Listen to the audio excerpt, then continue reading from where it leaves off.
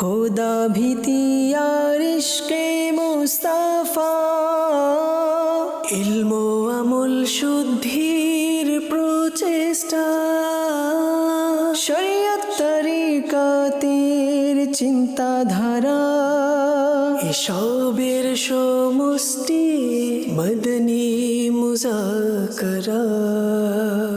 আলহামদুলিল্লাহি রাব্বিল আলামিন ওয়াসসালাতু ওয়াসসালামু আলা খাতামিন নাবিয়্যিন আম্মা বা'দ ফাআউযু বিল্লাহি মিনাশ শাইতানির রাজীম বিসমিল্লাহির রহমানির রহিম আসসালাতু ওয়াসসালামু আলাইকা ইয়া রাসূলুল্লাহ ওয়া আলা আলিকা ওয়া আসহাবিকা ইয়া হাবিবাল্লাহ আসসালাতু ওয়াসসালামু আলাইকা ইয়া নবিয়াল্লাহ ওয়া আলা আলিকা ওয়া আসহাবিকা ইয়া নূরাল্লাহ। মকতবতুল মদিনার রিসালা জিয়ায়ে দুরুদ ও সালাম থেকে ফরমানে আখিরি নবী সাল্লাল্লাহু আলাইহি ওয়াসাল্লাম নাম্বার 23, যে ব্যক্তি আমার প্রতি একবার দুরুদে পাক পাঠ করে আল্লাহ পাক তার জন্য এক কিরাত প্রতিদান লিখে দেন, আর কিরাত উহুদ পাহাড় সমপরিমাণ। সাল্লু আলাল হাবিব সাল্লাল্লাহু আলা মুহাম্মদ। আমির আহলে সুন্নাতের নিকট প্রশ্ন হলো, আমরা অনেক সময় ভালো কাজ করি, নেক কাজ করি, যেমন আজান দেই, কোরআনে পাক তেলাওয়াত করি বা নাচ শরীফ পড়ি বা বয়ান ইত্যাদি করি। তখন অনেক মানুষ আমাদের প্রশংসা করে, আর সে সময় নিজের প্রশংসা শুনে অনেক সময় নিয়তের মধ্যে কিছুটা বিভ্রান্তির সৃষ্টি হয়ে যায় যে মানুষ আমাকে দেখছে, মানুষ কত প্রশংসা করছে, মানুষ বলবে সে কত এক্সপার্ট। হুজুর, এই পরিস্থিতির ব্যাপারে দিক নির্দেশনা প্রদান করুন যে এই অবস্থার সৃষ্টি হওয়ার ফলে কি আমরা গুনাহগার হয়ে যাব? অবস্থা তৈরি হওয়ার মধ্যে গুনাহগার হওয়ার প্রেক্ষাপট কথা, এটা তো নিজের আয়ত্তেই নেই, আর এর মধ্যে এত বড় কোনো অর্থাৎ এমন কোনো ইস্যু নেই। হয়ে থাকে, মানুষের ভালো লাগে, কেউ ভালো বললে ভালো লাগে। এখন আপনাকে কেউ ভালো বললে আপনি তার কলার তো ধরে নেবেন না, তার সাথে মারামারি তো করবেন না। তার ভালো লেগেছে, সে ভালো করেছে, যদি তার নিয়ত পরিষ্কার থাকে, মুসলমানের মন খুশি করতে চায়, সওয়াবের অধিকারী হবে। অবশ্য নিজের দিক থেকে ইস্তেগফার করতে থাকা উচিত। আর এই মানসিকতা বানিয়ে রাখুন যে যা কিছু আমার কণ্ঠস্বর ভালো, আমি ভালো আজান দিয়েছি ইত্যাদি, তো এর মধ্যে আমার কোনো মাহাত্ম্য নেই। এটা আমার রবের দয়া, আমার মাহাত্ম্য নয়, আমার রবের দয়া। এমন মানসিকতা বানিয়ে রাখলে ইনশাআল্লাহ কোনো সমস্যা হবে না। ইস্তেগফার করে নিন, আস্তাগফিরুল্লাহ আস্তাগফিরুল্লাহ আস্তাগফিরুল্লাহ। বাস এটাই মেন, যে নিজের মাহাত্ম্য মনে না করা। যেদিন নিজের মাহাত্ম্য মনে করবে সেদিন লাঞ্ছিত সে হয়ে যাবে, অর্থাৎ তার উন্নতি অর্থাৎ তার অবনতি হতে থাকবে। রবের অনুগ্রহ মনে করুন, মন থেকে মনে করুন। মুখে তো সবাই বলে, মনের মধ্যে এটাই থাকতে হবে যে আসলে যদি আমার কণ্ঠস্বর ফাটা থাকতো তো আমি কি করে ফেলতাম। আমি আল্লাহু আকবার শুরু করতাম, আল্লাহ শব্দের আলিফি যদি বের না হতো, আমার গলা বসে যেত, তখন কি করতাম? আমার রব আমাকে এই সৌভাগ্য দিয়েছেন, আমি বসে আছি আপনাদের সামনে বলছি। আমি কি এটা মনে করব আমার মাহাত্ম্য? আমার রবের অনুগ্রহ। এই দুইজন ওলামা একরাম বসে আছেন, তারা কি নিজের মাহাত্ম্য মনে করবেন?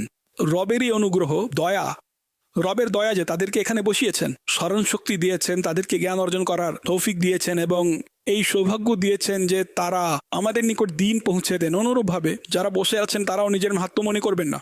মানুষ তো সিনেমা হলেও বসে আছে, কেউ গুনাহ করাতে বিবর আছে, এখন কেউ কোথায় চুরি করতে ব্যস্ত, কেউ কাউকে ফায়ার করছে, কে কি করছে, কেউ গালিগালাজ করে ঝগড়া করছে হয়তো। আর আমার প্রতি আল্লাহর এত বড় দয়া যে আমি মসজিদে বসে আছি, এটা দয়া, আমার মাহাত্ম্য নয়, আমি মসজিদে বসে আছি। তো সব সময় দৃষ্টি আল্লাহর দিকে রাখবেন যে সবাই চাইলে কিছুই হবে না, সেটাই হবে যেটা রব চাইবেন। ব্যাস, রব চাইলেই হবে। রব চেয়েছেন, আমাকে এখানে বসিয়েছেন, কার দয়া হয়েছে। সাল্লু আলাল হাবিব সাল্লাল্লাহু আলা মুহাম্মদ। আমিরে আহলে সুন্নাতের নিকট প্রশ্ন হলো, যখন কারো নিকট সম্বন্ধ নিয়ে যাই কিন্তু সম্বন্ধ পছন্দ না হয়, তখন ফেরার ক্ষেত্রে কেমন শৈলী থাকা উচিত যে মানুষ মিথ্যা, গীবত, চুগলি থেকেও বেঁচে থাকবে, এবং কেমন শৈলীতে তাদেরকে উত্তর দিয়ে দিবে যে কাজও হয়ে যাবে এবং গুনাহ থেকেও বেঁচে যাবে? আমার এবং আমার পরিবারের জন্য বিনা হিসাবে ক্ষমার দোয়া করবেন। প্রস্তাব নিয়ে গেলে তখন প্রথমে দেখার জন্য যায়, ইনকোয়ারি করার জন্য। তখন তো কেউ নিজের মন্তব্য প্রকাশ করে না। সাধারণত বুদ্ধিমান ব্যক্তি মন্তব্য করবে না, সামনের ব্যক্তিও জিজ্ঞাসা করে না যে কি চাচ্ছেন। যদি জিজ্ঞাসাও করে, ইনশাআল্লাহ পরামর্শ করছি, এভাবে বলে মানুষ পরামর্শ তো করতেই হয়। ইনশাআল্লাহ পরামর্শ করে নেই, আপনারা দোয়া করুন যেন আল্লাহ আমাদের উভয়ের জন্য মঙ্গল করুন। মিষ্টি মিষ্টি কথা বলে মুচকি হেসে, কারণ তারা চা পান করিয়েছে, শরবত পান করিয়েছে, আপনি একদম মুখ কালো করে বের হয়ে যাবেন, এটা এমনিতেও তো ঠিক নয়। এখন পছন্দ না হওয়া এবং পরবর্তীতে যদি বলেও, তাহলে এটা বলা উচিত না যে আমাদের সম্বন্ধ পছন্দ হয়নি। যদি পরামর্শক্রমে হয়ে থাকে, পরামর্শক্রমেই হয়ে থাকে, আমাদের ঘরের বড়দের সাথে আমরা পরামর্শ করেছি, এখন আমাদের চিন্তাধারা এখানে নয়। দোয়া করুন যদি মানসিকতা তৈরি হয়, তাহলে ইনশাল্লাহ আপনাদের সাথে যোগাযোগ করব। সম্বন্ধ ভালো নয়, মন্দ যদি এগুলো বলেন, তো মনে কষ্ট এবং গুনাহের দরজাও খুলতে পারে। তো সর্ব অবস্থায় কার্যকরী কৌশল এবং সতর্কতা অবলম্বন করা উচিত। কথায় আছে না, সাপও মরবে লাঠিও ভাঙবে না। এটা একটি বাগধারা। আরেকটি বাগধারা হলো, গুড় দিয়ে মরলে বিষের কি দরকার। তো কখনো কখনো এর সমাধান হিসেবে তারা এমন পদ্ধতি অবলম্বন করেন যে বলেন ইস্তেখারায় নিষেধ এসেছে। যখন দেখেছে তখন ইস্তেখারা করেনি। প্রথমে তো পরামর্শ করবে, তারপর যদি তাদের মধ্যে কোনো গুণ থাকে, সামনের ব্যক্তির মধ্যে যদি থাকে, উল্লেখ করে দিন সুবহানাল্লাহ। আপনার মেয়ে মহিলাই বলবে স্পষ্ট যে মাশাআল্লাহ, কিন্তু আমরা ইস্তেখারা করিয়েছি, ইনশাল্লাহ এটাই আমাদের পক্ষে কল্যাণকর হবে। আল্লাহ পাক আমাদের উভয়ের কল্যাণ করুক। উভয় যে পক্ষ রয়েছে তাদের মধ্যে এমন কোনো সম্পর্ক মিলে যায় যাতে সবাই সুখী থাকুক। এভাবে যদি বলতে পারে, তাহলে মানুষ এভাবেও বলতে পারে, যার ফলে সামনের ব্যক্তির মনে কষ্ট লাগবে না। প্রথমে তো আমি এই ইস্তেখারার বিষয়টি বলবো যে সাধারণত ইস্তেখারা করানো হয় বাচ্চার জন্য সহজ তো, পদ্ধতি। কিন্তু এখন উদাহরণস্বরূপ সেখানে তারা এটা বুঝতে পারছে না, তখন অনেক সময় এমনটি শোনা যায় যে তারা ভুলভাবে বলে দেয় যে ইস্তেখারায় আচ্ছা আচ্ছা, আসেনি। আর দ্বিতীয়ত এটা হতে পারে যে তারা এই জন্য ইস্তেখারা করতে ভয় পায়, ইস্তেখারায় যদি হ্যাঁ চলে আসে, কিন্তু এখন আমাদের মানসিকতা তৈরি হচ্ছে না, আর আমরা হ্যাঁ বলে দেই, তাহলে অর্থাৎ সেখানে সম্পর্ক করতে মন চাচ্ছে না। যতটুকু জানা হয়েছে, যেই পর্যালোচনা করা হয়েছে, তো স্পষ্ট যে সেখানে মানসিকতা তৈরি হচ্ছে না। আচ্ছা, এটা মেয়ের পক্ষ থেকে হোক বা ছেলের পক্ষ থেকে হোক, সাধারণত এটা মেয়ের পক্ষ থেকে হয়ে থাকে, কেননা ছেলে পক্ষ তো যথারীতি প্রস্তাব পাঠিয়ে থাকে। অর্থাৎ যেমন ছেলে পক্ষ দেখার জন্য যায়, সাধারণত আমাদের সমাজে, বিশেষ করে আমাদের এলাকায়, ছেলের পক্ষের লোকেরা দেখার জন্য যায়। তখন যদি তাদের বুঝে আসে, তাহলে তারা সম্পর্কের আলোচনা সামনে বাড়ায়। যদি না আসে, তাহলে তারা অনেক সময় ফিরে এসে উত্তরও দেয় না। তৎক্ষণাৎ কথা শেষ করে না ফেলে। না, তারা তো অনেক সময় ফিরে গিয়ে উত্তরও দেয় না। এখন যখন তারা প্রস্তাব পাঠায়, তখন তা মেয়ের পক্ষে থাকে যে তারা হা বলবে নাকি না বলবে। এমন অবস্থায় তারা সমস্যায় পড়েন যে অনেক সময় যখন পর্যালোচনা করা হয়, চেনা জানা হয়, তখন তারা সঠিক প্রমাণিত হয় না। তখন সেক্ষেত্রে একে তো তারা ইস্তেখারা করতে দ্বিধায় পড়ে যান, আবার অনেক সময় ইস্তেখারা করালে সেখানে হ্যাঁ চলে আসে, কেননা ইস্তেখারা অনুমানের ব্যাপার। তখন তারা বুঝে উঠতে পারেন না যে এখন কি করবে। তখন অনেক সময় তারা ভুলভাবে কার্য সম্পাদন করে, কেননা ইস্তেখারায় না এর প্রতি ইশারা এসেছে। প্রথমত এই ব্যাপারে বলে দিন। দ্বিতীয়ত এটা বলে দিন স্পষ্ট বিষয় যে এটা সারা জীবনের একটি ব্যাপার এবং কন্যাও দিতে হবে। তখন সেক্ষেত্রে অনেক সময় এমন হয়ে থাকে যে মা বাবা অলসতার বহিঃপ্রকাশ ঘটান। একটি বিষয় দেখে, তারপর যদি জিজ্ঞাসা করা হয়, আমরা অমুকের ভরসায় এমনটা করেছিলাম, এবং পরে আমরা জানতে পারি যে আমাদের মেয়ের সাথে এখন এই ঘটনা ঘটছে, তো এই ব্যাপারে আপনি কিছু মাদানী ফুল ইরশাদ করুন। ইস্তেখারা যদি করেও থাকে, তারপরও প্রয়োজন যদি না পড়ে, তাহলে ডিক্লেয়ার করা উচিত না। যখন করার ইচ্ছা নেই এবং হ্যাঁ চলে এসেছে, আর আপনি মিথ্যা বলে দেন যে ইস্তেখারায় না এসেছে অথচ হ্যাঁ এসেছে, সেখানে মন চাচ্ছে না, তাহলে ইস্তেখারার কথা বলবেন না, কেননা মিথ্যা বললে গুনাহগার হবেন। এবং আসলে ইনকোয়ারি মূলত ইনকোয়ারি পূরণ করে, প্রায় ইনকোয়ারি পূর্ণ করে। যার কাছে ইনকোয়ারি করা হয় সে সঠিক উত্তর দেয় না, বলে যে আমাদের কি করে নিবে। যাকেই জিজ্ঞাসা করা হয়, অনেক ভালো জায়গা, মাশাআল্লাহ, অনেক ভালো মেয়ে, অনেক ভালো বংশ, এটা আমার অভিজ্ঞতা রয়েছে, এগুলো বলে এবং ছেলে পক্ষকে ইয়াহুম করে আগুনে নিক্ষেপ করে বা মেয়ে পক্ষকে আগুনে নিক্ষেপ করে। সাধারণ মানুষ যার সাথে পরামর্শ করা হয় সে আমিন হয়ে থাকে। এক্ষেত্রে এর প্রেক্ষাপট রয়েছে, যদি বিষয়টি তার পরামর্শের উপরই নির্ভরশীল, তাহলে তো তার উপর ওয়াজিব হয়ে যাবে, তাকে সঠিক পরামর্শ দিতে হবে। আর না কোনো তাণ্ডব চলছে, ফিতনা হচ্ছে, ফাসাদ হচ্ছে, গুনাহের দরজা খুলে আছে, আবশ্যক। আর পরামর্শ 100% সঠিক দিতে হবে। তার মন্দ দিক যদি জানা থাকে তাহলে তাদেরকে বলতে হবে। তো এখন সে মিথ্যা বলবে না যে এই সম্বন্ধটি অনেক ভালো, বংশ অনেক ভালো, ইত্যাদি ইত্যাদি। এখন এক্ষেত্রে বিষয় এটা দাঁড়ায় যে সবাই ভয় পায় সঠিক পরামর্শ দিতে, যে জানা আছে মেয়ে ঠিক নয়, বা ছেলে ঠিক নয় জানা থাকে, কিন্তু বলতে ভয় পায় যে ছেলের পুরো বংশ আমার উপর চলে বসবে যে তুমি আমাদের সম্বন্ধ ভেঙে দিয়েছ, আর মেয়ে পক্ষ শত্রু হয়ে যাবে, এটা সম্ভাবনা আছে। তুমি আমাদের সম্বন্ধ হতে হতে ভেঙে দিয়েছো, তোমার হাতে কি এসেছে, এটা সম্ভাবনা থাকবে। তো এই ক্ষেত্রে যেখানে আছে না আল ফিতনা তো আসাদ্দ মিনাল কাতল আছে না কুরআনুল কারিমে, এখন এখানে ফিতনা দ্বারা যাই উদ্দেশ্য সেটা আলাদা এর তাফসীর, অর্থাৎ অনেক ক্ষেত্রে ফিতনা হত্যার চেয়েও জঘন্য হয়ে থাকে। তো মারামারি কাটাকাটিও হতে পারে যদি সম্বন্ধ আপনি বলে দিলেন যে এটা সঠিক নয়। তো এমত অবস্থায় স্পষ্ট যে শরিয়ত সর্বাবস্থায় আমাদের উপর ওয়াজিব করবে না যে আমরা আমাদের জীবন উৎসর্গ করে দেই, কিন্তু যেখানে এমন পরিস্থিতি না থাকে তো যখনই পরামর্শ দিবেন সঠিক দেওয়া এটা ওয়াজিব। এক্ষেত্রে মিথ্যা বলবেন না, এর মধ্যে কোনো কিছুই লুকাবেন না, 100% সঠিক বলে দিন। কিন্তু সে কোনো পুরুষের বাচ্চা হলে সেই সঠিক দিবে, এটাও বাগধারা। বাচ্চা পুরুষের হয় না মহিলাদের হয়, কিন্তু বলে না সিংহের বাচ্চা সিংহই হয়। তো সুতরাং কথা হলো ইনকোয়ারির মধ্যে সমস্যা তো আছে, কেননা আমি অবগত আছি, এগুলোর অভিজ্ঞতা আছে। আর মানুষ এমন এমন বিষয় জানে বংশের লোকেরা যার সীমা নেই।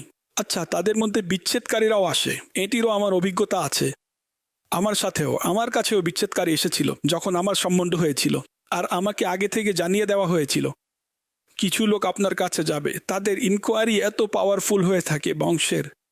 আপনার কাছে কিছু লোক আসবে, এভাবে এভাবে বলবে, আপনি বুঝে নেবেন। তো বিশ্বাস করুন, আমি যখন আমার সম্বন্ধ হয়েছে তখন আমি গাঁওগলিতে থাকতাম, বাদামি মসজিদে নামাজ পড়ে বের হলাম, 2-3 জন লোক আমার কাছে আসলো এবং তারা আমাকে অনেক কিছু বলতে লাগলো, এমন এমন এমন। আমি আমার বিয়ের কথা বলছি, এটা আমার অভিজ্ঞতা। এমন কেন?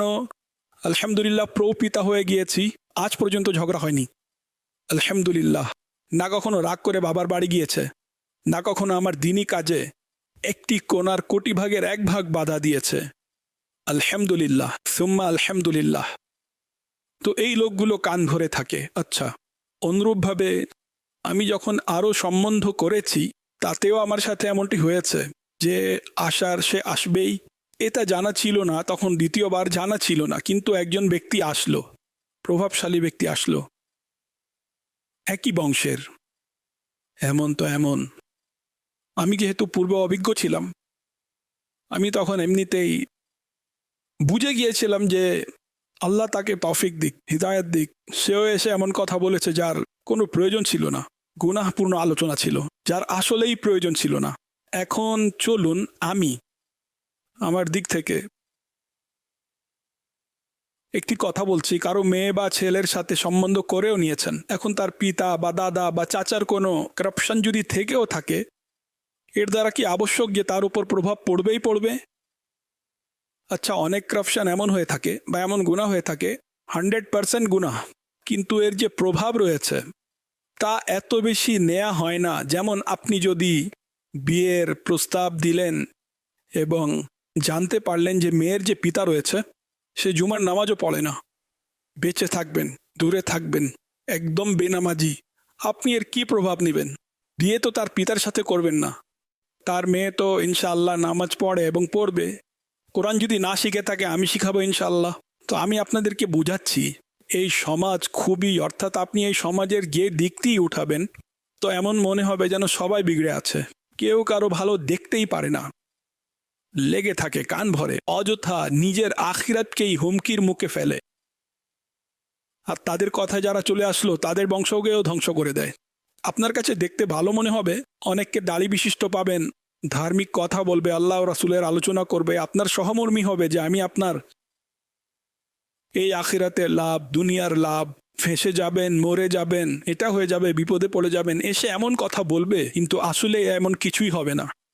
আল্লাহ পাক আমাদের সবার প্রতি দয়া করুক। সত্য বলা উচিত, আর এমন পরিস্থিতিতে চুপ থাকা উচিত যে আমাদের দুটি বাক্যের কারণে এমন যেন না হয় যে দুটি বংশ, দুটি হৃদয় মিলিত হতে হতে দূর হয়ে যায় আর আমরা আখিরাতে ফেঁসে যাই। বরং এমন যে কোনো বিষয় যাতে বড় কোনো সমস্যা নেই তা বলা উচিত নয়, সব বিষয় বলার মতো নয়। যেমন আমি বললাম বেনামাজি, শ্বশুর বেনামাজি, বড় ভাই বেনামাজি, বা বড় ভাই, তো দরকার নেই, কিসের দরকার আছে? নামাজ কয়জন পড়ে? তুমি কতটুকু নামাজ পড়ো? কয় ওয়াক্ত নামাজ পড়ো? নামাজ পড়া ফরজ, বর্জনকারী গুনাহগার জাহান্নামের হকদার। কিন্তু এটা এমন বিষয় যার দ্বারা কোনো পরিবার নষ্ট হচ্ছে না। হ্যাঁ, জুয়ারি, যার সাথে আপনি সম্পর্ক করছেন, আপনি 100% জানেন যে জুয়ারি, আর আপনি আছেন সাহসী এবং তাদেরকে বাঁচানোর আপনার 100% মানসিকতা আছে, তাহলে অবশ্যই বলুন জুয়ারি, ভেবে চিন্তে করবেন। আর আপনি তার কাছে একদম প্রমাণ সহকারে আর নিয়ত থাকতে হবে বাঁচানোর, তাহলে কোনো সমস্যা নেই। কেননা জুয়ারি পরিবার ধ্বংস করবে, বেনামাজি পরিবার ধ্বংস করছে না, এটা আমাদের পর্যবেক্ষণ। আচ্ছা, যে নামাজি সে নামাজ সম্পর্কে জানে কতটুকু? কে? লাখের মধ্যে কোনো নামাজি পাওয়া যাবে, হাজারের মধ্যে পাবেন যে বিশুদ্ধ 100% সঠিক নামাজ পড়তে পারে।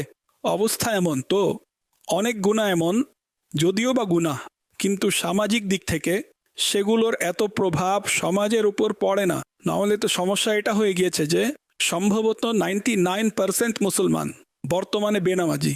আমার ধারণা মসজিদ বিরান হয়ে আছে, শূন্য পড়ে আছে।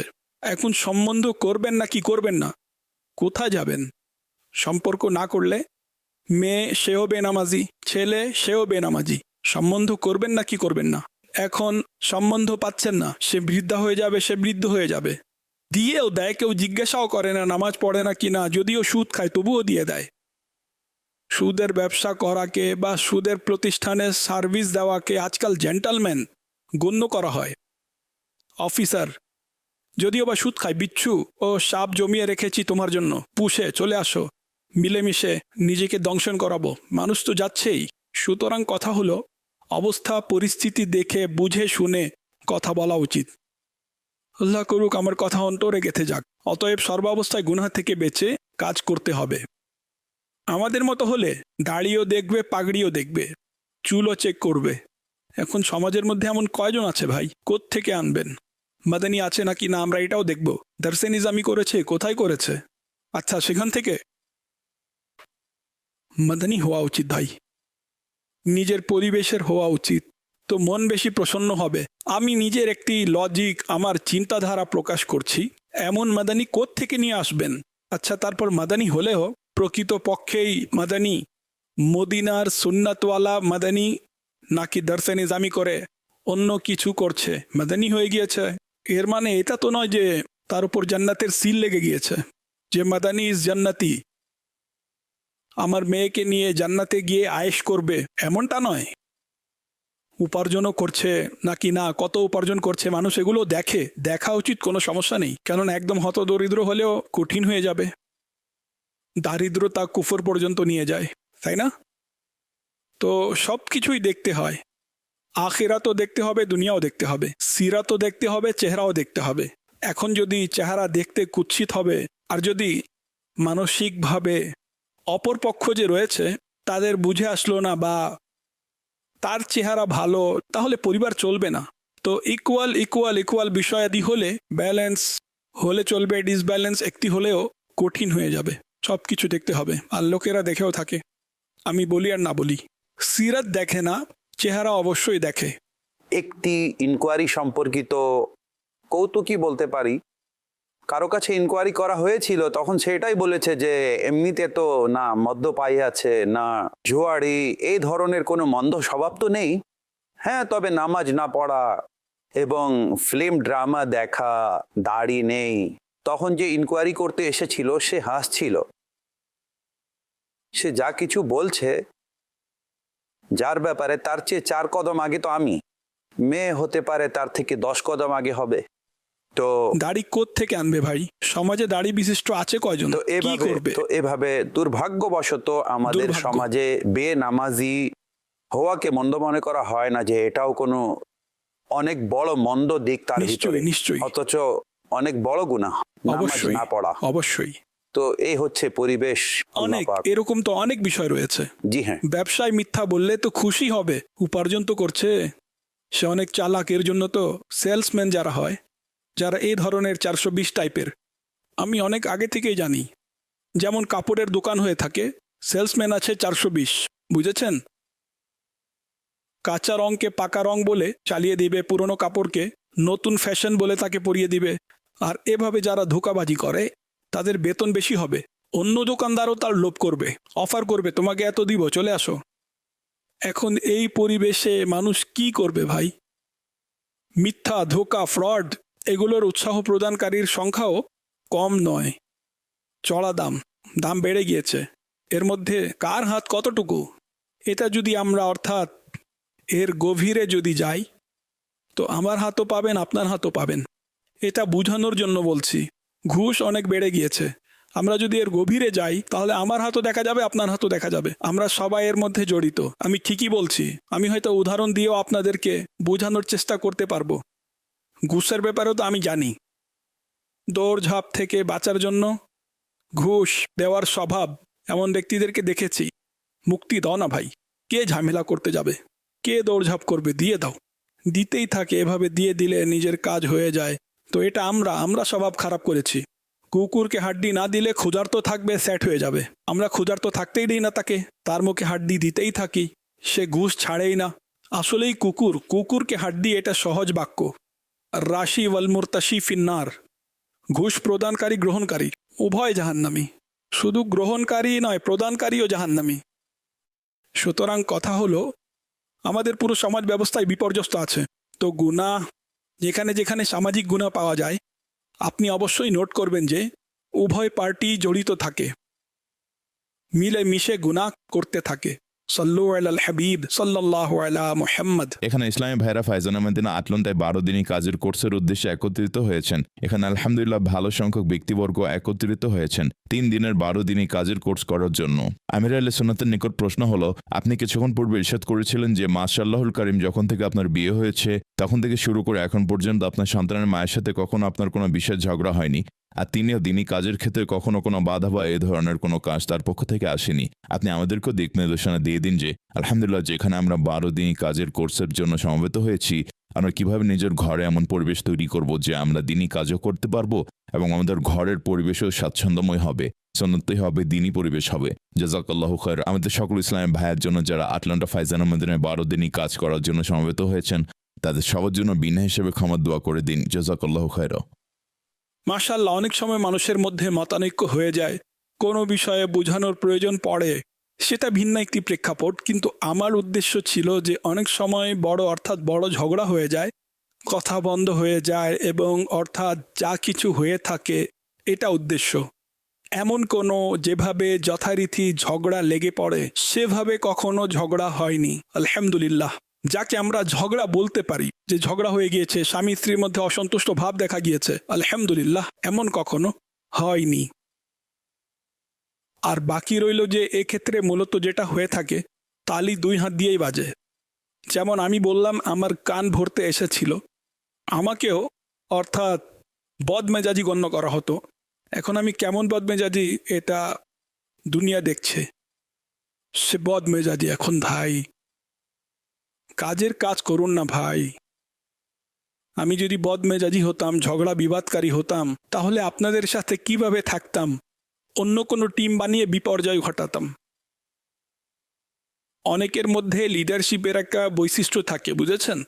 এখন যার যেমন স্বভাব, চুরি ডাকাতির অভ্যাস থাকলে চোরদের টিম বানাবে, ডাকাতি করতে হলে ডাকাতদের টিম বানাবে। এটার উপরই অনুমান করে নিন। তো যার নেকির দাওয়াতের চিন্তা থাকবে, আল্লাহর রহমতে সে নেকির দাওয়াত প্রদানকারীদের টিম বানাবে। সে যদি ঝগড়া করে তাহলে নেকির দাওয়াত কিভাবে দিবে? কথায় কথায় রাগ, খিটখিটে মেজাজ, ধমক দেয়া, অপমান করা। তো এমন ব্যক্তি দিনের কাজ কিভাবে করবে? অনেক কষ্টকর। তো যাই হোক, আমি আমার কথা কি বলবো, আপনাদের চোখের সামনে যে আমি কতটুকু বদমেজাজি, আমার জিম্মাদার ইসলামী ভাইয়েরা যারা আমাকে ভালোবাসেন, বুঝেছেন? তো আলহামদুলিল্লাহ। আমার সাথে শিশু থাকে, অনেকবার সে আমাকে বলেছে, আমার উপর রাগ করুন, আমাকে একটু ধমক দিন, আমাকে মারুন, অনেকবার বলেছে। অর্থাৎ মজার ছলে। তো স্বভাবত রাগ আসে, এমন নয় যে রাগ আসে না। স্পষ্ট যে রাগ না আসা সেটারও কোনো সংজ্ঞা আছে, যা আমি আপনাদেরকে এখন বলছি না, বুঝেছেন? তো কথা হলো, একটি রাগ হচ্ছে বিশেষ কোনো পরিস্থিতিতে যেখানে প্রয়োজন পড়ে, ধর্মীয় কোনো বিষয় থাকে, বুঝেছেন? প্রয়োজন পড়ে, এটা একটা। অথবা চলে আসে। রাগ চলে আসা মন্দ নয়, রাগের প্রতিফলন ঘটানো তাও গুনাহের মাধ্যমে, সেটি বিপজ্জনক। রাগ তো আমারও আসে, কিন্তু আমার মারামারি ঝগড়া বিবাদের ঘটনা আপনারা কখনো শুনেননি। আল্লাহ করুক যেন কখনো না শুনেন, কেননা নেই, এই ধরনের অভ্যাস নেই মারামারি ঝগড়া বিবাদ করার, আলহামদুলিল্লাহ। তো যাই হোক, তো রাগ আসা এটা উপকারীও হয়ে থাকে। একটি উপকার তো হলো তার রাগ আসলো আর সে আল্লাহর জন্য এটি গিলে ফেলল। গিলে ফেলা দ্বারা উদ্দেশ্য হলো তা সংবরণ করে নিল, সহ্য করে নিল, সে সওয়াব পাবে, ঠিক আছে। আর যার রাগ চলে এসেছে এবং যার রাগ কোনো গুনাহ ব্যতীত ঠান্ডা হয় না, সে গুনাহ করবে। রাগ চলে এসেছে, যতক্ষণ গালি বের করবে না ততক্ষণ তার রাগ যাবে না। রাগ চলে এসেছে, যতক্ষণ কাউকে মারবে না তার রাগ ঠান্ডা হবে না, অর্থাৎ অন্যায়ভাবে। তো এভাবে গুনাহের পর যার রাগ ঠান্ডা হয় সে অনেক দুর্ভাগা মানুষ। এমন মানুষদের জন্য জাহান্নামের ফিক্স গেট রয়েছে, একটি বিশেষ দরজা রয়েছে যেটা অতিক্রম করে সে জাহান্নামে যাবে। রাগ আসা এক বিষয়, যেভাবে সাধারণ মানুষ বলে দেয় যে রাগ হারাম, এটা ভুল, এটা বলা উচিত নয়। রাগ তো সবারই আসে। তো রাগ হারাম তখন হবে যখন সেটার মাধ্যমে সে হারাম কাজ করবে, তখনও রাগ হারাম বাক্য সেখানেও বলা যাবে না। সে যেই কাজ করেছে তা যদি হারাম হয়ে থাকে তাহলে সেটাকে হারাম বলা যাবে অন্যায়ভাবে। অনেক সময় রাগের মধ্যে মানুষ ওই কাজ করবে যেটা অন্যায় হবে না। এর উদাহরণ আছে কিন্তু দিতে পারবো না, কেননা দেওয়া উচিত হবে না। সুতরাং কথা হলো অনেক সময় মানুষের প্রয়োজনও পড়ে থাকে, কিন্তু আমাদের এখানে অনেক বিষয় শুনতাম, এখন তো বুঝিয়ে বুঝিয়ে সে ঘটনাগুলো আসছে না। যেমন কোনো নিগরান জিম্মাদার তার অধীনস্থদের ঝাড়ি দেওয়া, ধমক দেওয়া, দিনের জন্য ধমক দেওয়া। ধমক দেওয়ার তুমি কে ভাই? প্রয়োজন হলে এই কাজই করবে, প্রয়োজন হলে সন্তানকে পিতামাতা করবে। অধীনস্থদের সাথে তোমাকে শুধু কোমল থাকতে হবে। তুমি হাকিম নয় যে সে তোমার অধীনস্থ। এমন অধীনস্থ যাকে তুমি ঝাড়ি দাও সবাই পালিয়ে যাবে। তারপর বুঝিয়ে বুঝিয়ে যে ভাই আমাদের কাজ নেকির দাওয়াতের, আমাদেরকে শুধু কোমল আচরণ করতে হবে। আমরা অধীনস্থদের প্রতি কঠোর হলে পালিয়ে যাবে, শয়তান তাকে নিয়ে যাবে, আমাদের অনুমতিও নেই। আমরুম বিল মারুফে কঠোরতার প্রেক্ষাপট আছে, কিন্তু আমি যেটা বললাম কাজীর জন্য, হাকিমে ইসলামের জন্য, তো এটা এমন যে আমরা একদমই তেমন নয়, এর ধারণাই নেই। আমরা শুধু কোমল আচরণ করব, কাজে নিগরান অধীনস্থদেরকে ধমকাবে না। সল্লু আলাল হাবিব সাল্লাল্লাহু আলা মুহাম্মদ। সাধারণত আমরা যেভাবে আবেগী হয়ে যায়, রাগ চলে আসে বা এ ধরনের পরিস্থিতি তৈরি হয়, এর পিছনে হয়তো একটি কারণ এটাও রয়েছে যে মানানোর উৎসাহ। অর্থাৎ আপনার মানসিকতা যদি থাকে যে মানাবো না, পৌঁছে দিব, আমার কথা পৌঁছে দিব, সে মানেনি, ঠিক আছে, কিন্তু আমরা যখন মানানোর দিকে চলে আসি তো সেক্ষেত্রে অনেক সময় বিষয়াদি ডিস্টার্ব হওয়া শুরু হয়ে যায়। তো এই বিষয়টি ঘর সম্পর্কেই চলেছিল। ঘরের পরিবেশে নিজেদের মধ্যে ঝগড়া বিবাদ হওয়া উচিত নয়। আমি বললাম না যে দুই হাতেই তালি বাজে। যদি এক ব্যক্তি আছেও কিছুটা দুর্বল, রাগ চলে আসে বা একগুঁয়ে প্রকৃতির, তখন অপরজন যদি ঠিক থাকে সমাধান হতে থাকবে। অনেক সময় হয় এমন, অনেক সময় দেখুন 5 আঙ্গুল সমান নয়, তারপর পুরুষ ও মহিলাদের জ্ঞানের মধ্যেও ব্যবধান আছে। সুতরাং কথা হলো সমাধানমূলক কথা বলা উচিত। বারবার ধমকাতে থাকবেন, যদি সে ভুল করবেও আর আসলেই 100% তার ভুল হয়েও থাকে, কিন্তু আপনি তা চিন্তা করুন যে আমি তাকে রাখবো নাকি ছেড়ে দিব। যদি রাখতে হয় তাহলে তার ভুল সহকারে রেখে তার দ্বারা উপকার সাধিত হবে, শিশুদের লালন পালন হবে, ঘর চলবে। এখন যদি আমরা ভাবি যে তাকে আমার মতো হতে হবে, তা কখনো হবে না। সুতরাং কথা হলো পুরুষের মন মানসিকতা যদি ভালো থাকে তাহলে সংসার ভাঙ্গে না। সংসার ভাঙ্গার যে বিষয়টি এখন চলছে, যদিও স্ত্রী ভুল করছেও কিন্তু সেও রাগের দিক দিয়ে কোনো অংশে কম নয়। আচ্ছা, অনেক সময় স্ত্রীর নির্দোষ থাকে, আসলেই স্ত্রী অনেক সময় অনেক সহজ সরল হয়, তার ভুল হয় না, কিন্তু স্বামী যে রয়েছে সে তাণ্ডব চালাতে থাকে। এটা গরম কেন করনি, আয়রন করতে এত দেরি হলো কেন, দেখো দাগ লেগে গিয়েছে, আজ তুমি লবণ বেশি দিয়ে দিয়েছো, আজ চায়ের পরিবর্তে মিষ্টি শরবত বানিয়ে দিয়েছো, ইত্যাদি ইত্যাদি সে বলতেই থাকে।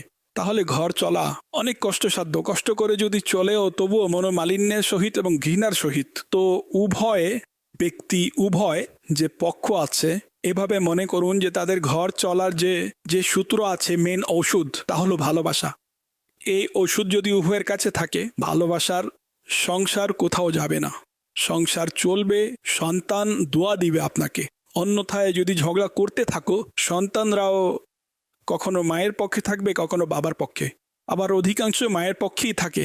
আপনি তো চাকরি করেন, চাকরিতে চলে যান, সকাল সকাল আপনার অফিসে যেতে হয়, সন্তানকে কত সময় দেন? আসার পর আজকাল তো আবার সোশ্যাল মিডিয়া, কেউ সময় দিতে হয়।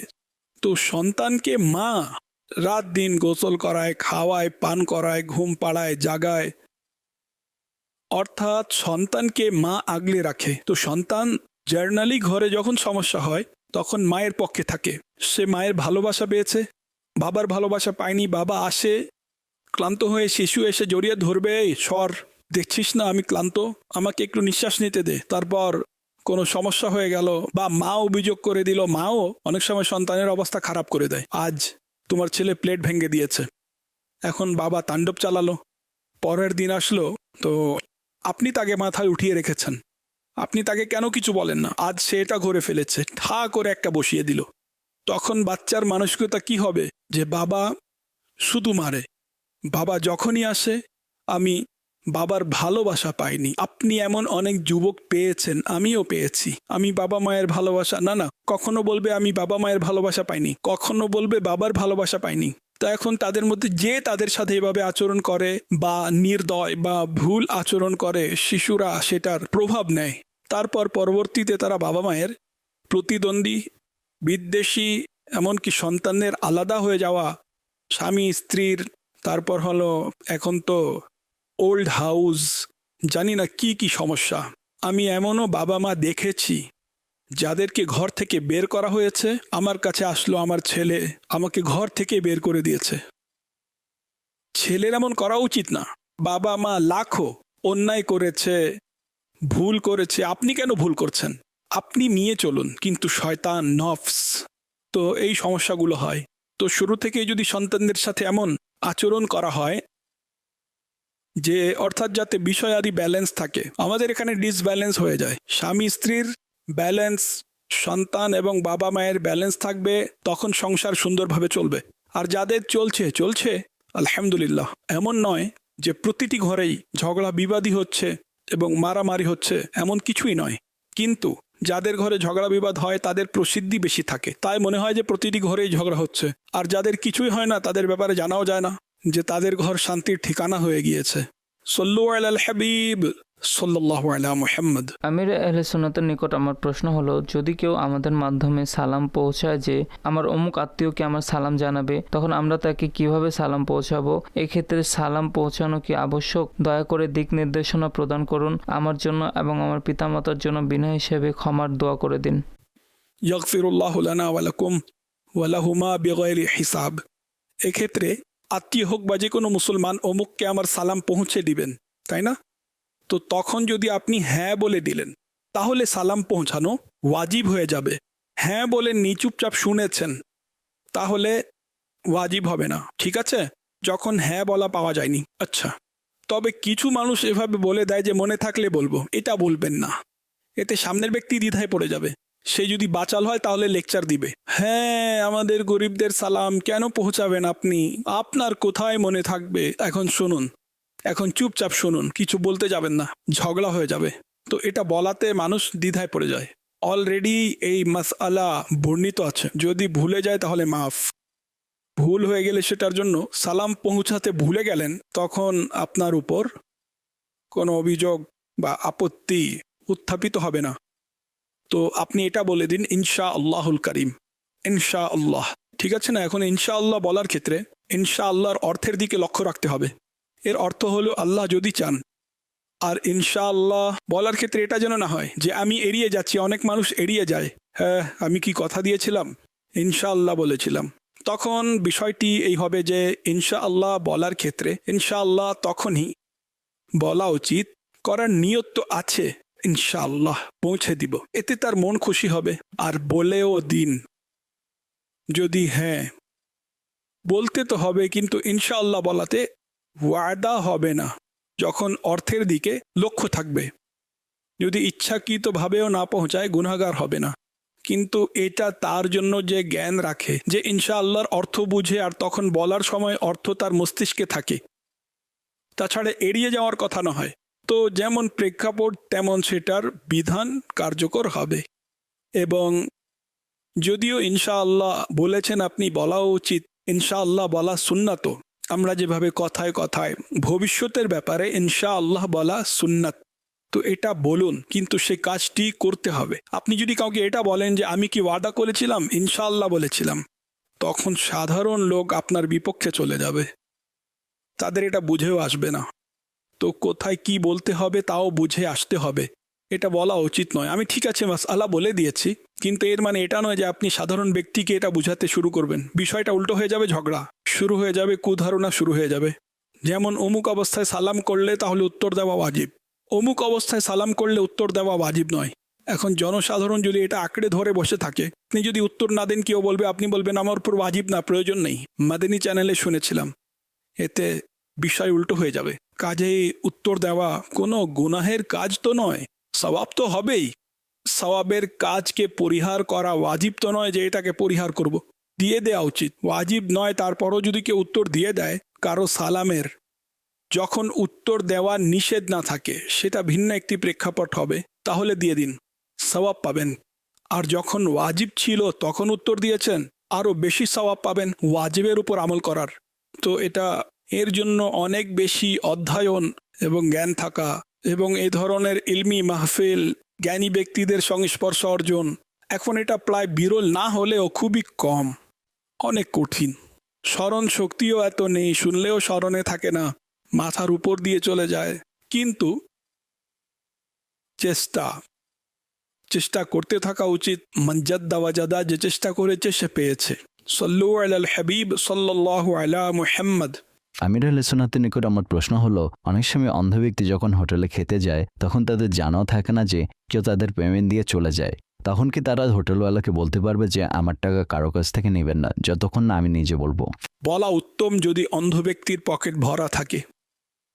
অন্য কারো পেমেন্টও করে দিবে, এটাও ভালো, তারও সওয়াব অর্জনে কোনো বাধা তো নেই এখানে। অন্ধ হলে এর মানে এই তো নয় যে চেয়ে খাবে। আলহামদুলিল্লাহ, হযরতে আব্দুল্লাহ বিন উম্মে মাকতুম রাদিয়াল্লাহু তাআলা আনহু এর বাহ্যিক চোখ বন্ধ ছিল, হৃদয়ের চোখ আলোকিত থাকা ভিন্ন কথা। নবীর সাহাবী ছিলেন। অনুরূপভাবে আরও বুজুর্গ বাহারে শরিয়ত যিনি লিখেছেন, সদরুশ শরিয়াহ মৌলানা আমজাদ আলী সাহেব রহমতুল্লাহি আলাইহি, শেষ বয়সে বাহ্যিক চোখ আলোকিত ছিল না। অনুরূপভাবে বড় বড় উলামা মুহাদ্দিসিনও পেয়ে যাবেন যাদের বাহ্যিক চোখ আলোকিত ছিল না।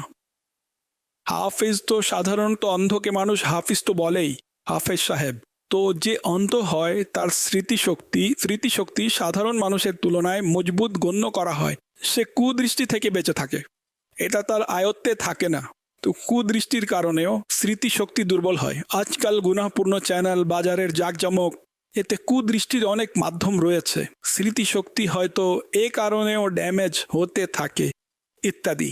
তো অবশ্যই অন্ধ যদি আত্মমর্যাদা সম্পন্ন হয়ে থাকে, এমন উৎসাহ আছে, পকেটও ভরা আছে। প্রত্যেক অন্ধ ভিক্ষা করে না, অন্ধ ব্যবসাও করে, বিজনেস করে। অনেক অন্ধ পার্টি রয়েছে, হ্যাঁ একদম অনেক বড় পার্টি অন্ধদের। অনুরূপভাবে পরিশ্রম করে থাকে। আপনারাও হয়তো পণ্য বিক্রি করতে দেখেছেন, এর মধ্যেও ক্যাটাগরিজ রয়েছে। অনেকে আসলেই পণ্য বিক্রি করে, অনেকে ম্যাচ দেখিয়ে 100 টাকা তার থেকে নিয়ে নিবে, ভাঙতি নেই আমার কাছে। গ্রাহক বলবে হাফিজ সাহেব রেখে নিন, দোয়া করবেন। এটা করা যাবে না, এটাও ভিক্ষারই একটি প্রকার। জেনে বুঝে তাকে বলা, মিথ্যা হলে সেটা আলাদা, ভাঙতি আছে তারপরে বলে নাই ইত্যাদি। ইন্নামাল আমালু বিন্নিয়াত। তো সেই অন্ধ আসলেই অনেক উত্তম অন্ধ। আল্লাহ তার অন্তর আলোকিত করে দিক, যে হোটেলওয়ালাকে বলে দেয় যে কারো টাকা আমাকে জিজ্ঞাসা না করে নেবেন না, আমি পেমেন্ট করব। সুন্দর কথা, আত্মসম্মানের বিষয়, এমনই হওয়া উচিত। যদি থাকে কিসি কা এহসান क्यों उठाएं, किसी को हालात क्यों बताएं, तुम्ही से मांगेंगे तुम्ही दोगे, तुम्हारे दर से ही लौ लगी है सल्लल्लाहु अलैहि वसल्लम। এমনি তো সমাজের প্রতিটি আত্মমর্যাদা বোধ খুবই মূল্যবান, কিন্তু একজন শিক্ষক, টিচার এবং যাকে গুরুত্বপূর্ণ পদমর্যাদা লাভ হয়, যার অধীনে কিছু মানুষ থাকে, যেমন তাদের ক্ষেত্রে আত্মমর্যাদাবোধ কতটা গুরুত্বপূর্ণ। অনেক সময় কিছু টিচার্স এমন থাকেন যারা তাদের স্টুডেন্টদের সাথে এমন আচরণ শুরু করে দেন, যার ফলে এর কিছু মন্দ দিকও প্রকাশিত হতে থাকে। বা শিক্ষকদের একটি নির্ধারিত স্যালারি থাকে, টিচারদের নির্ধারিত একটি স্যালারি থাকে, স্টুডেন্টদের মধ্যে অনেকে সম্পদশালীও হয়ে থাকে, তখন দেখা যায় যে অনেক সময় সম্পদশালীদের দিকে ধাবিত থাকা এটাও এই ধরনের বিষয়াদিও হয়ে থাকে। বা কোনো পদমর্যাদাশীল ব্যক্তিদের সন্তান থাকে, তখন তার একটি প্রভাব। তো একজন শিক্ষকের জন্য কোনো শিক্ষার্থীর সম্পদের, বংশের বা তার যে কোনো আগে পিছের যে প্রভাব থাকে, শিক্ষকের সেদিকে দেখা বা না দেখার ব্যাপারে আপনি কি বলবেন? হ্যাঁ, এই আত্মমর্যাদাবোধ তো সবার মধ্যেই থাকা উচিত। আমি সৈয়দি কুতুবে মদিনার মতো কাউকে দেখিনি।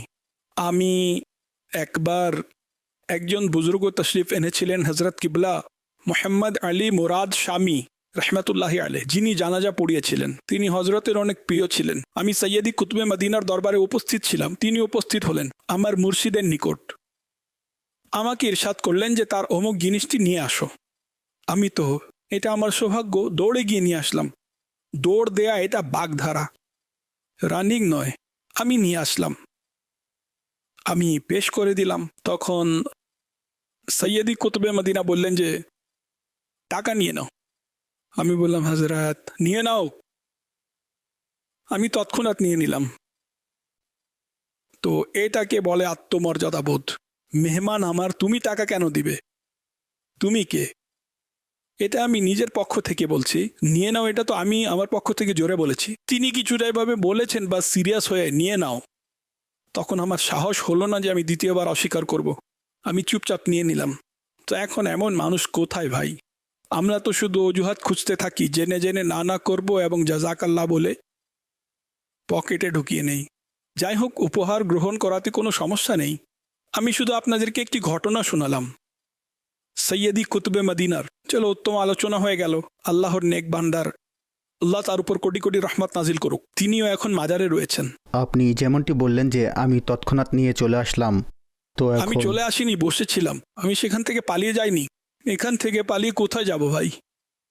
প্রথমত মদিনা, তারপর সৈয়দি কুতুবে মদিনার আস্তানা, আশেপাশে দোকানপাট এবং বাজার সব কিছুই ছিল। তখন আমার ধারণা ছিল না এটা মসজিদে নববী শরীফ এর অংশ আগামীতে গিয়ে হবে। কিন্তু তখনকার সময়ে খনন কাজ হচ্ছিল, প্রসারতার কথা শুনতাম দোকান এবং বাজার নিয়ে, কিন্তু আস্তানা শরীফ যেটা ছিল সেটাকে টাচ করেনি। এখন মসজিদে নববী শরীফে সেই আস্তানার জায়গাও কেউ আমাকে বলেছেন যে এখানে সৈয়দি কুতুবে মদিনার আস্তানা ছিল মসজিদে নববী শরীফের ভিতরেই। এটাও সৌভাগ্যের উপর সৌভাগ্যের বিষয় যে কারো বাড়ি মসজিদ, তাও মসজিদে নববী তে কবুল হয়ে যাওয়া, সৌভাগ্যের উপর সৌভাগ্য। আলহামদুলিল্লাহ। শিক্ষক এবং ছাত্রের আলোচনা হয়েছিল যে যে প্রভাব রয়েছে, ছাত্র যদি বড় ফ্যামিলি ব্যাকগ্রাউন্ড বা এমন কিছু বিত্তবান, তখন শিক্ষক তার প্রভাব গ্রহণ করে অন্য যে স্টুডেন্ট বা ছাত্র থাকে তাদের মধ্যে পার্থক্য যেন না করে। এই প্রসঙ্গে আমি বলতে চাচ্ছিলাম, মাশাআল্লাহ, যেহেতু জামিয়াতুল মদিনা আছে, মাদ্রাসাতুল মদিনা আছে, আর এখন তো মাশাআল্লাহ দারুল মদিনারও অসংখ্য ইসলামী ভাই এখানে উপস্থিত আছেন। তো অনুরূপভাবে আরও টিচার্স আমাদেরকে দেখেন শুনেন, শিক্ষকগণ দেখেন শুনেন। তো এই ব্যাপারে, কেননা এই সমস্যাটি আমাদের সামাজিকভাবে দেখা যায় অনেক। এটা তো এত বেশি যে যেমন আমরা জেনে যাই যে অমুক কেমন, সে যে তাকে ডেকে নিজের বরাবর উঁচু গদিতে বসায়, এটা কি আমরা জানি না? বসায়, তাকে সম্মান দেয়, ইজ্জত দেয়, অথচ সে ব্যক্তি এক আনারও সম্মানের যোগ্য থাকে না, কিন্তু তারা সম্মান পায়। কিন্তু যে নেক ব্যক্তি, নামাজি, গরিব, সাধারণ পোশাক পরে, তার দিকে চোখ তুলেও তাকায় না। এই পৃথিবীতে এমন নানা ঘটনা রয়েছে যে আমার পুরনো একটি ঘটনা মনে পড়ছে। অনেক বছর আগের কথা, আমি কারো বাসায় ছিলাম, গিয়েছিলাম সাক্ষাৎ করার জন্য, বা সম্ভবত একজন ব্যক্তিত্ব ছিল, ধর্মীয় ব্যক্তি ছিল। তো আরেকজন ব্যক্তিত্ব যিনি দুনিয়াবি দিক দিয়ে অনেক বড় লোক ছিল, সে আমাকে খুঁজতে খুঁজতে আসলো সাক্ষাৎ করার জন্য। কাকতালীয়ভাবে সে জানতে পেরেছিল যে আমি তার শহরে এসেছি বা আমার সাথে তার কোনো কাজ ছিল। তো এই ব্যক্তি চলে আসলো, এমন ব্যক্তিত্ব প্রোটোকলের সাথে আসলো, অনেক ক্ষমতাধর ব্যক্তি ছিল, উঁচু পর্যায়ের। এখন এই ব্যক্তি যখন সেখানে আসলো, তখন ওই মহোদয় যিনি ছিলেন তিনি বেচারা মাইনাস বেচারা, তিনি মনে করলেন যে আমার কাছে এসেছে, অথচ তাকে যে চিনবে এটাও আবশ্যক নয়। তার আপ্যায়নে এমন ব্যস্ত হয়ে পড়লেন যে ভাই আমি সত্য বলছি, আমি তাকিয়ে রইলাম। আমি ভাবলাম আমি কিভাবে বলবো যে সে আপনার কাছে আসেনি, তাকে আমার কাছে পাঠিয়ে দিন। যাই হোক, সেও অনেক ভালো লোক ছিল যে এসেছিল। বড় লোক আমাদেরকে মনে হয় হে হে হে হে, তারা হ্যাঁ হ্যাঁ হয় না, অনেক চালাক হয়। অর্থাৎ বড় সিটে যাওয়া বা কোটি কোটি টাকা জমা করে নেয়া, সে ব্যক্তি কোটি টাকার হিসেবে ছিল না, সে কোনো সরকারি পোস্টের হিসেবে ছিল। তো এগুলো অনেক উঁচু স্তরের বিষয়, সব কিছুই বুঝে। আমাদেরকে বলতে হবে না, আমাদের ফেস রিডিং করে নিবে এবং বুঝে ফেলবে। এক প্রকার অতিরঞ্জন মনে করুন, অনেক চালাক হয়। তো যাই হোক, পরিশেষে তার যাই কাজ ছিল আমার কাছেই সে করলো, করালো, চলে গেল। বুঝেছেন? তো এমন হয় যে বললেন না যে যে মানুষ নিজের অবস্থান ভুলে তার পিছনে লেগে যায়, দুনিয়াদারের পিছনে। কোনো ব্যক্তি চলে আসলো, কোনো বিত্তবান লোকের সন্তান চলে আসলে তার সেবা যত্ন, কোনো সম্পদশালী চলে আসলো বা অসৎ কোনো ব্যক্তি চলে আসলো বা কোনো গভর্নমেন্টের কোনো এমন ব্যক্তি চলে আসলো, যদিও বা ঘুষের মাধ্যমেই তার ধান্দা চলছে, তাকে সম্মান অবশ্যই দেয়। এমনটা হওয়া উচিত না। হ্যাঁ, যেখানে ফিতনার আশঙ্কা আছে বা সম্মান না করলে সে আপনার ক্ষতি করবে বা এই জন্য সম্মান দিলেন, 100% এই মানসিকতা রয়েছে যে সম্মান দিলে সে কিছুটা দ্বীনের প্রতি ধাবিত হবে, শরীয়তের উপর আমল করবে, আর তার সম্মান করাতে এমন ফিতনার ভয় নেই যার ফলে কোনো বড় ক্ষতি হচ্ছে। এই সকল দিক দেখে যদি কেউ সম্মান করে তো অবকাশও পাওয়া যাবে। আমাদের যে কথাগুলো হয় এক্ষেত্রে কোনো না কোনোভাবে অনেক সময় অবকাশ বেরিয়ে থাকে, প্রেক্ষাপট বের হতে থাকে। তো আমি এটাই বুঝাচ্ছি যে আমাদের এত বিস্তৃত মানসিকতা থাকে না। অর্থাৎ কি করে থাকে, আমি এক জায়গায় ছিলাম, এক ব্যক্তিকে চিনি, সে হত্যাকারী ছিল, বাহির দেশের কথা বলছি, এবং ওয়ান্টেড ছিল। কিন্তু মাহফিলে তো সব ধরনের লোক চলে আসে। আমি জানতাম এক ব্যক্তি, বেশিরভাগই তাকে জানে, আমি সোফায় বসেছিলাম, সে ব্যক্তিও তাকে আসুন আসুন বলে সোফায় ডাকছিল ভাই, কিন্তু সেও আত্মমর্যাদা সম্পন্ন ছিল। ভাই আমি এটার যোগ্য নয়, আসেনি সোফায়, কিন্তু আহ্বানকারী আমার উপর নিজের ইমপ্রেশন দেওয়ার দিয়েছে। এগুলোও হচ্ছে। এখন যেমন সে হত্যাকারী আমাদের, সে কি দিয়ে দিবে ভাই? তাকে তো যদি সাহস থাকলে আমরুম বিল মারুফ করুন, যাই করার আছে, অর্থাৎ নেকির দাওয়াত দিতে হবে, নাকি সম্মান দিবেন যে সে এটা মনে করে বসবে যে আমার প্রতিপত্তি আছে, বড় বড়রাও আমাকে ভয় পায় এবং আমাকে সম্মান করে, ইজ্জত দেয়। সম্মান কিসের ভাই? এর চেয়ে বড় লাঞ্ছনা কি যে কেউ কাউকে হত্যা করে ফেলবে অন্যায়ভাবে? আল্লাহ পাক রহমতের দৃষ্টিদান করুক। তো এভাবে স্পষ্ট যে বয়স হয়েছে, বিভিন্ন ধরনের মাহফিলে আসা যাওয়া হয়েছে, কিছু না কিছু দেখেছি। ভালো মানুষ, খারাপ মানুষ, সব ধরনের লোক আছে। অনুরূপভাবে শিক্ষকগণ হোক, আইম্মায়ে কেরাম হোক, খতিবগণ হোক, মাশায়েখ হোক, ওলামা হোক, সবাই সতর্ক থাকুন। এখন কেউ দাওয়াত দিয়েছে কাউকে এসে, তো আমাদেরকে সুধারণার দিকটি খুঁজা উচিত যে হয়তো তার সংশোধনের জন্য ডেকেছে, কোনো বিশেষ উদ্দেশ্য হবে বা তার থেকে কোনো ভয় আছে যে সে যদি এভাবে তাকে সম্মান না দেয় তাহলে তার সন্তান উঠিয়ে নিবে বা তার কোনো ক্ষতি করে ফেলবে, অনিষ্টতা থেকে বাঁচার জন্য সে এমনটা করেছে। আমরা এটাই ভাববো, তাহলে হয়তো আমরা বেঁচে যাব। আমরা যদিও প্রত্যেক অবস্থায় এমন হবে সেটা আবশ্যক নয়। আমাদের এখানে কিছু লোক সম্পদশালীদেরকে সম্মান করে, এখানে এই দিকটি বের হয় যে তার মাধ্যমে দাওয়াত ইসলামীকেও চালাতে হবে। সম্মান যদি দেই তাহলে কিছু অর্থ পাওয়া যাবে। এখন কি করব? সম্পদশালীকে যদি অবজ্ঞা করি তাহলে সেটাও ছিনিয়ে নিবে, তো বেচারা সম্মানই দেখাবে, আর কি করবে? এখন যেমন এলাকায় মসজিদের ব্যাপার, তো জামিয়াতুল মদিনার কোনো ভবনের ব্যাপার, তো সামনের ব্যক্তি এখন যেমনই হোক তার মাধ্যমে এই জামিয়াতুল মদিনা নির্মাণ হতে পারে। যদি বলেন আবে করবি কি না, এভাবে কথা বলবেন, শারের 3টি নুক্তা উড়িয়ে দিবেন, তখন আপনি কাজ উদ্ধার করবেন। যাই হোক, কথা হলো আমি আর কি বলবো, অবস্থা পরিস্থিতি অনুযায়ী যাই হোক ক্ষতিকে অগ্রাধিকার দেওয়া হয়, সেটা থেকে বাঁচতে হয় উপকারের তুলনায়। কিন্তু কিছু উপকার এমন রয়েছে যা অনেকগুলো ক্ষতিকে দূর করে দেয়।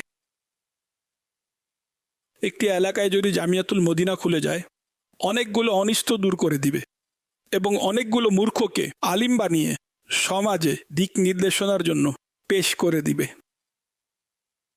যাই হোক, ওলামায়ে কেরামের নির্দেশনায় অগ্রসর হতে থাকা উচিত।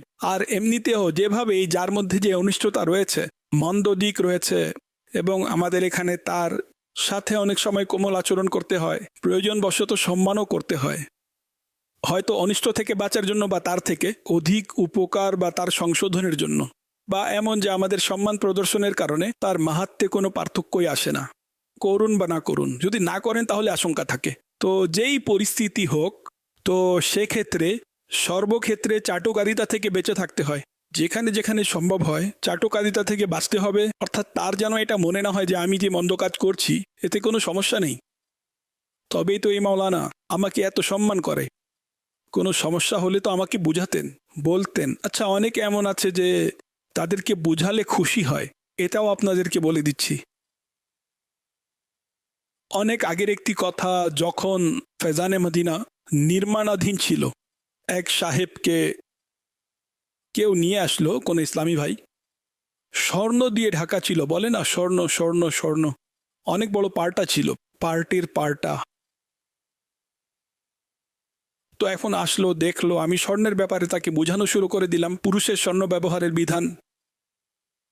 আমার স্মরণে আছে সে প্রভাবিত হয়েছিল, সে বলল আমাকে কেউ বলে না, এই ব্যক্তি বলেছে।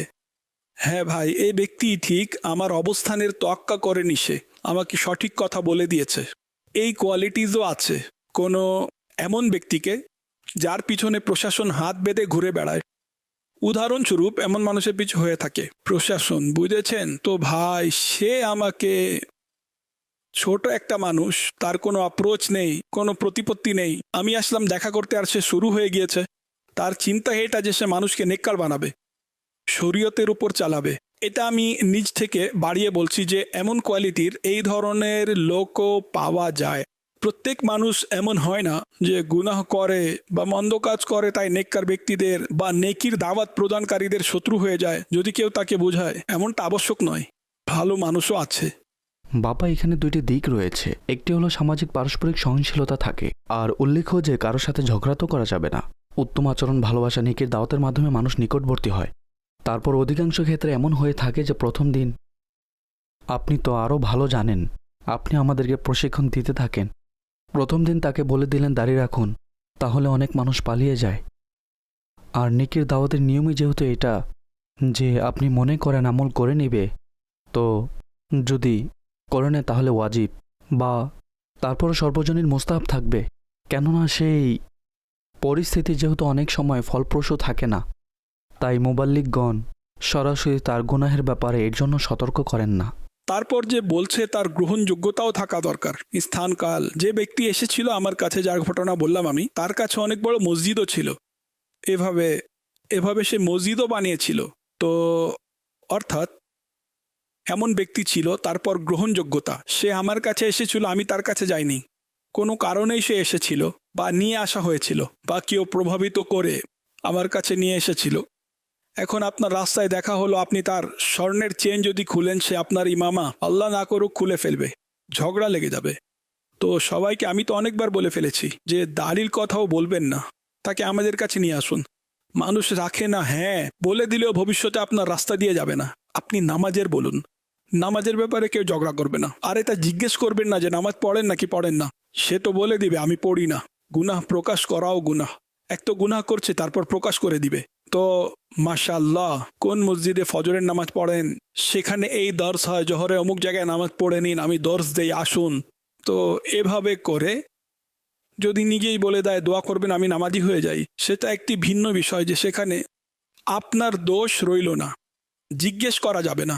অনুরূপভাবে দালিল কথা যদি বলেন, বা যদি বলেন আপনি সিনেমা দেখবেন না, নাটক দেখবেন না, আপনার মোবাইলে যে রিংটন আছে সেটা মিউজিক্যাল, এটা থাকা উচিত নয়। তো অবস্থা পরিস্থিতি দেখে এখন নতুন মানুষকে যদি বলেন, সে এগুলো বুঝবে না। শুরুতে যখন টিভি, আমাদের মাদিনী চ্যানেল ছিল না, তখন প্রত্যেক টিভিতে গুনাহি প্রকাশ হচ্ছিল। যখন আমরা কথা বলতাম তখন মানুষ আমাকে উত্তর দিত, ভালোভাবেই স্মরণে আছে, অমুক মুফতি সাহেবের ঘরে আছে, অমুক মাওলানা সাহেবের ঘরে আছে, অমুক খতিব সাহেবের ঘরে আছে, এইভাবে আমাদেরকে উত্তর দিত। এখন তাকে কি উত্তর দিব? এখন মুফতি সাহেবের ঘরে থাকুক বা না থাকুক সেটা ভিন্ন বিষয়, কিন্তু লোকেরা এভাবে বলতো বড় বড় ব্যক্তিদের ঘরে আছে, আমাদেরকে বুঝান। যাই হোক, কিন্তু আলহামদুলিল্লাহ এটি আমাদের কাছেও চলে এলো। আর প্রথমবার যখন নিগরানে শুরা আমাকে বললেন যে আমি এটাই বুঝেছিলাম যে গুনাহ ছাড়া এটি চালানো সম্ভবপর নয়, অমুক অমুক গুনাহ কম্পালসারি হবে, ভাই আমরা কিভাবে চালাবো? বললেন এমন নয়, আমরা আমাদের মতো করে চালাতে পারবো। বললাম সত্যি? বললেন হ্যাঁ, চলুন করে ফেলি মাদানী চ্যানেলের ব্যবস্থা। এভাবে আমাদের মাদানী চ্যানেলের ব্যবস্থা হয়েছিল। আলহামদুলিল্লাহ আল্লাহর দয়া হয়েছে, আজ এটা সুন্নিদের নাম উজ্জ্বল করে দিয়েছে মাদানী চ্যানেল। এটি আশিকানে রাসূলের জন্য গর্বের বিষয়, আমাদের মাদানী চ্যানেল। আলহামদুলিল্লাহ।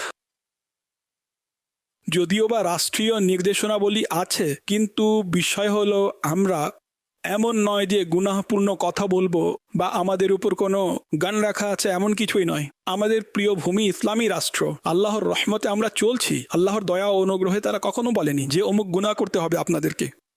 আলহামদুলিল্লাহ। সাল্লু আলাল হাবিব সাল্লাল্লাহু আলা মুহাম্মদ। আমির আহলে সুন্নাত আপনার নিকট আরজ হলো, লক্ষ্য করেছে যে আপনি আপনার ডায়েরি থেকে কিছু না কিছু পড়তে থাকেন। তার মানে অবশ্যই এই ডায়েরিতে অনেক কিছুই জ্ঞানের ভাণ্ডার লেখা আছে। কতই না উত্তম হতো, কতই না শ্রেয় হতো যে কিছু না কিছু রত্ন যদি আমরাও এই ডায়েরি থেকে পেয়ে যেতাম, যদি আপনি উপযুক্ত মনে করেন। আচ্ছা, আমার কাছে যদি উপযুক্ত মনে হয়। মাশাআল্লাহ, আপনার তো উপযুক্ত মনে হবেই, উপযুক্ত মনেও হওয়া উচিত, আর প্রশ্ন অনেকটাই উপযুক্ত। এখন এক্ষেত্রে বিষয় হলো যে ডায়েরির অর্থ হলো স্মারকলিপি। স্মারকলিপি অর্থাৎ পরবর্তীতে প্রয়োজন পড়বে এমন বিষয়, যা হয়েছে এমন বিষয় মানুষ লিখে রাখে যাতে কাজে আসবে। আমিও এর মধ্যে অনেক কিছু লিখেছি, আছে কিন্তু ধারাবাহিকতা নেই। আপনি বলে দিবেন। হ্যাঁ, কিছু না কিছু আমি এর মধ্যে অনেক কিছুই আছে আলহামদুলিল্লাহ। শুরুতে এই উপরের কাগজের উপরেই লেখা আছে, না এর মধ্যে অনেক প্রাইভেট বিষয়ও থাকতে পারে। ফরমানে মুস্তাফা সাল্লাল্লাহু আলাইহি ওয়াসাল্লাম, প্রত্যেক রোগের মূল হলো বদ হজম এবং প্রত্যেক আরোগ্যের মূল হলো ক্ষুধা এবং কম আহার করা।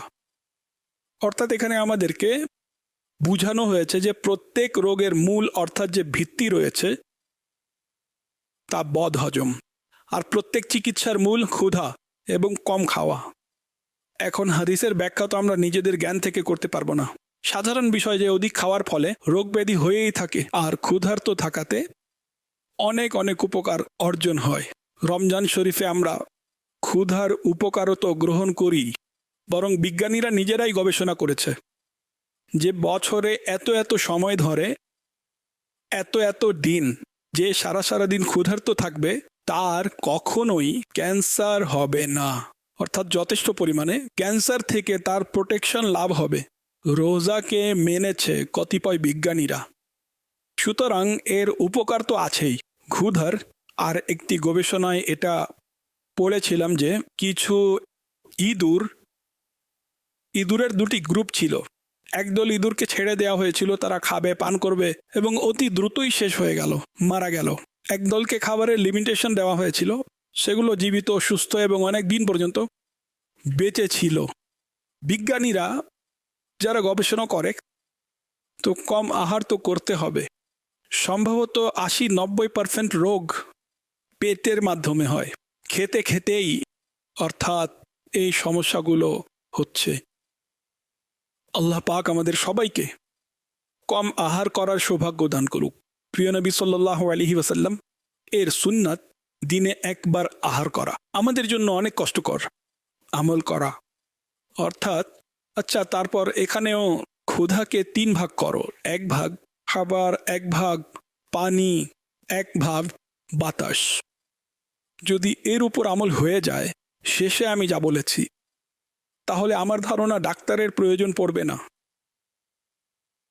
ডাক্তার অন্য কিছু খুঁজে নেবে, আমরা যদি আমলকারী হয়ে যাই। আল্লাহ কল্যাণ দান করুক। সাল্লু আলাল হাবিব সাল্লাল্লাহু আলা মুহাম্মদ।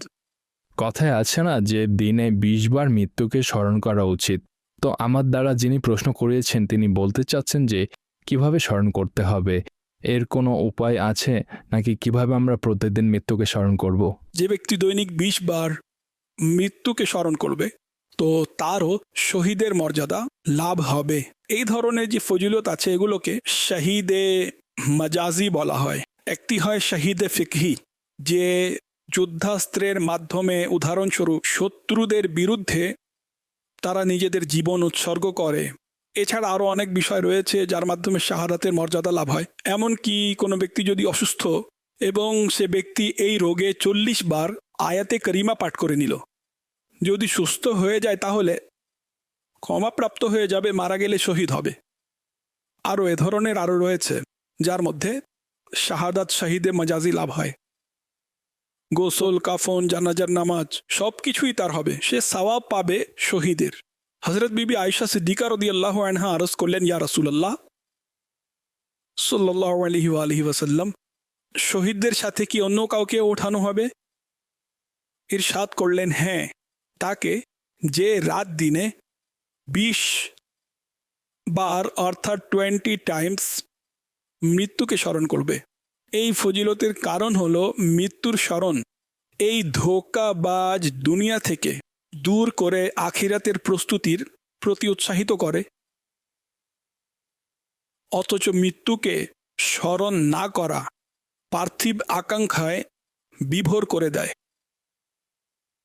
আচ্ছা, এটা তো এর মনে করুন একটি সারাংশ, সারমর্ম। এখন কথা হচ্ছে মৃত্যুকে কিভাবে স্মরণ করবে। এখন তাসবিহ হাতে নিয়ে মৃত্যু মৃত্যু মৃত্যু, এখানে এর কোনো ব্যাখ্যা এভাবে কেউ লিখেছে তাহলে আমার জানা নেই।